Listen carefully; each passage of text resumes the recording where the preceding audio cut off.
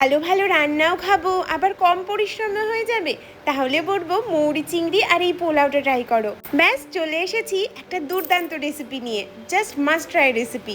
পেঁয়াজ পেস্ট করে নিয়েছি দুটো, ওর সাথে রসুন আদা কাঁচা লঙ্কা পেস্ট, আর ওইদিকে 2 চামচ মৌরি, 1 চামচ পোস্ত, 4-5টা কাজু বাদাম ভালো করে পেস্ট করে নিয়েছি, নারকেলের দুধ বের করে নিয়েছি। এবার তেলের মধ্যে চিংড়িগুলোকে হলুদ লবণ দিয়ে লাল লাল করে ভেজে নামাবো। গরম মশলা, শুকনো লঙ্কা, তেজপাতা ফোড়ন দিয়ে পেঁয়াজ বাটা আদা রসুন বাটা দিয়ে কষিয়ে নিয়ে কাজু বাদাম আর পোস্ত বাটা দেবো। তারপর মশলা থেকে তেল ছাড়লে হলুদ লবণ আর নারকেলের পাল্প দিয়ে ভালো করে কষিয়ে নিতে হবে।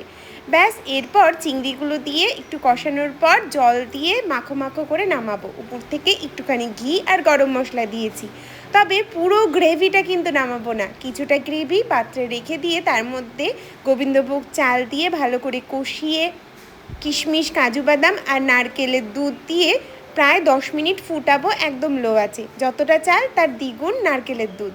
এরপর চিংড়ি মাছগুলো দিয়ে একটু নাড়াঘাটা করে চিনি আর তার সাথে দমে দেবো আধ ঘন্টা একদম লো আছে। ঠান্ডা হওয়ার পর নামাবো, গরম গরম সার্ভ করব।